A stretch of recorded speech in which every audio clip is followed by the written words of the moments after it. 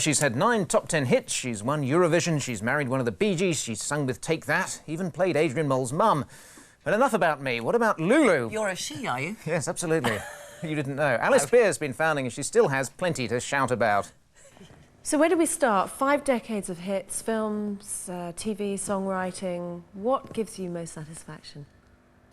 I'm obviously still doing it because I still enjoy it. So what is the thing that gives me most satisfaction? I think when performing, singing, because that's my greatest love. And I'm in a sort of state or in that moment where I'm so involved in it that I am loving every minute of it. And whoever's listening, the audience that's listening, is in the same place. So there's a connecting. I think that's probably what I do it for. I kind of crave that experience.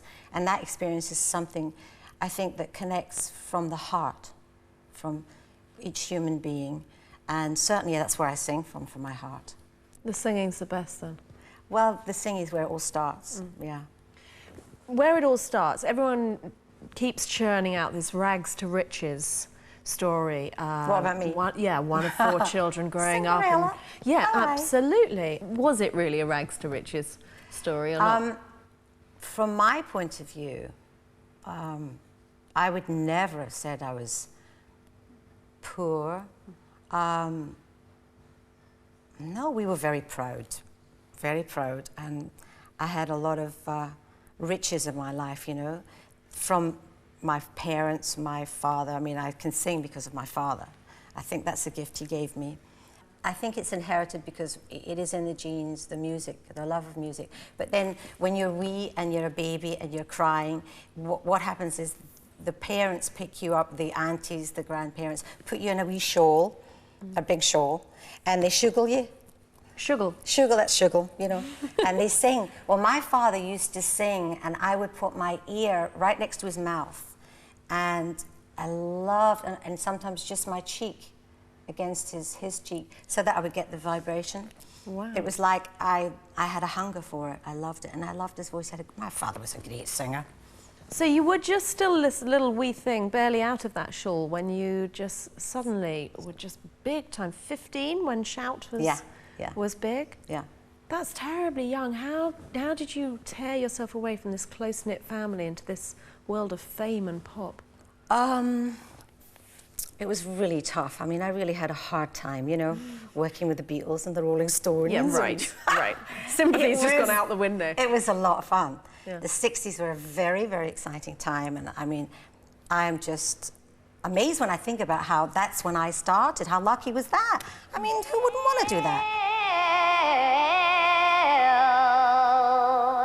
You know you make me wanna shout, look my hands jumping, look my heart bumping. At the same time, it was difficult. There were, you know, I would cry myself to sleep. I'd miss my mommy and my daddy. Yeah, because you had to be away from home. Yeah, but that was at night when I was alone. I mean, I do now understand that everybody feels lonely. But I felt somewhere inside me I was strong. Very strong, and that sort of experience helped to strengthen me, you know, to feel that, to go through that difficult time at 15 years of age, and then of course all the other marvelous things that went with it, you know, having hit records and buying clothes, you know, I love those sort of things. Yeah, and taking them home, and that must have been fun. And buying for my parents, you know, and stuff like that, and taking them on holiday and doing that sort of thing. What was their attitude at the time? Was it that, we'll let you go and do it, and don't worry, we'll be here for you when it all falls down, and we'll look after you? Or was it, you get out there, you keep going, girl? I think maybe my mother encouraged me a lot when I was very, very young. She wasn't a stage mother, but I think somewhere inside her, she kind of lived through me. But at the same time, when it happened to me, I think she was in shock. Really? Because she really felt she'd lost me, because I moved to London and I was off, that was it. But I'd phone home every single night, I think, for 4 or 5 years. Yeah. When you lost your parents, I know that you were very close. You said that you had to rebuild a relationship with your mother, but you were very close to both of them when they died. And they died very close together, didn't they, within 4 years? Yeah. Did you turn to any kind of conventional religion about... I think it's, you know, because I sort of follow an Eastern philosophy. In the East, they address death very openly. In the West, we don't like to talk about it. It's something that's going to happen, but we don't even want to go there. You know, it's like in the cupboard and shut the door. And so it's scary. Very scary, yeah. Very scary. So I have looked at, you know, the only thing that I am absolutely, or anyone can be sure of in this life, and that is, when you are born, you will die. That, I mean, there's nothing else you can be sure of in life. And at the same time, when my parents died, it completely blew me away. I still wasn't ready for it. I really took them for granted, and that made me sad. So now I make a concerted effort to try to show the people around me that I love them, to not take them for granted, and to really appreciate them while they're alive, not wait till they're dead. Tell me about your son. Jordan. Yes. He wants to be He's an an actor. actor now, yeah. He's an actor now. He has an agent, and he was just at the Edinburgh Festival, and I went up there. Yeah, and he's a good actor? I was very proud of him, yeah. And you're happy for him to go into acting? You don't want him to be an accountant or anything? Oh, no. Whatever he would do, I would respect. In fact, I think probably he's one of my greatest teachers. It's not about me teaching him. Really? I think so. I think any parent will, if they're honest, admit that. Especially when they get to the age of 23 and on, yeah. So many things to ask Lulu. Come back later, we'll find out more. Now, Lulu's had a roller coaster of a life. She's been married to rock stars and hairdressers. She's presented TV shows and had hit singles over 3 decades. But what's kept her sane? Alice Beer finds out. When you first got married, when you were a wee thing, were you so young that it was inevitable that it couldn't work? So you were just 20 or something, which is such a... When I first married Morris, it was, I think, difficult at the time, as breakups in relationships are marriages.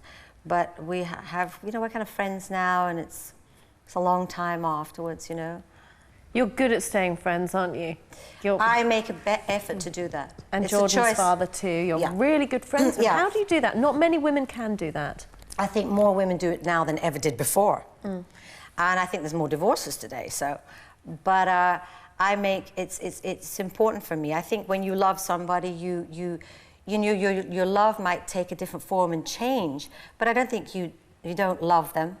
Everybody has difficult times in their lives, but there is a lot of strength in all of us. That's what I've come to learn, that we are all the same. We all have tremendous strength inside us, and when we go through difficulties, and we come through those difficulties, it makes us even stronger. And then, you know, from my own point of view, so that's why I probably am still working today, and I can do what I do and also give back something today, because I know that I can cope with almost anything, because I am very strong. Not invincible, but strong. But that's not born from any kind of religious belief, is it? I think I'm quite religious about that kind of philosophy. I study yoga and meditation. I have done since 1984, and that's helped to solidify my belief that we are all the same. Yeah. So that's my religious belief, and that's where I believe God lives, is in our hearts. In all of our hearts. So there's no need to go to a church for you, a place of worship. I love to go to churches. Do you? I love to visit churches. Churches of all denominations. I love to go in because I meditate, and as soon as I go into a church or a chapel or a holy place where people have prayed, I can go straight into meditation. It feels very sweet. And you're not going to a particular church of a particular denomination to pray to a particular God, are you? Well, I think God is omnipresent, is around us, and mainly I see God and experience God in human beings. And I feel that it's a feeling, it's a sense, and an understanding. I've had tremendous experiences where I've had a very high state, and it's about love, you know, and respect, and taking responsibility for yourself, and making good choices, and doing the best you can. And for instance, the job I do, you know, I've had so many rewards. I've found myself in such an incredible position in my life. That one of the things I want to do is to give back, is to be of service in this lifetime, you know? So, you know, there's little ways of doing it. I'm not going to change the world, but, you know, I'm involved in 3 charities. So when you put in a position like this is what I think makes us all connect with God. It's like doing the best you can do and connecting on that heart level, that connection. Not feeling separate from anybody else, or different, or better than, or less than. So that's a religion to me. Do you believe, how Eastern is your philosophy? Do you believe in the body's chakras and the different areas, and that you draw different things? Yeah, I've done some studying. Don't ask me to explain it all to you, though. No, but it's interesting because when you talk about the heart, and then you talk about something else, and then you talk about something else. So I have to tell you, like all I think is important is that you have to know that the heart is really the most beautiful. I mean, I don't have to tell you that. Yeah. It's not just about Eastern philosophy. It's really about recognizing in everybody their greatness. Sometimes I see it in myself and I feel really great. Sometimes I don't see it. But when I see it in someone else, it's like a reflection, you know. I know we're all great. And that's about God. That's about religion. That's about respect. And it's a fabulous experience to have, you know. What's next? In the work I think reincarnation. world domination, darling. What else? Good grief, it's going to be exhausting. If you dominate the world, I need to go and have a sleep first. I'm going to wear you out. But I do have to crash now, so you would get rid of me occasionally. Okay, that's good. You can crash. Lulu, thank you very much. Thank you.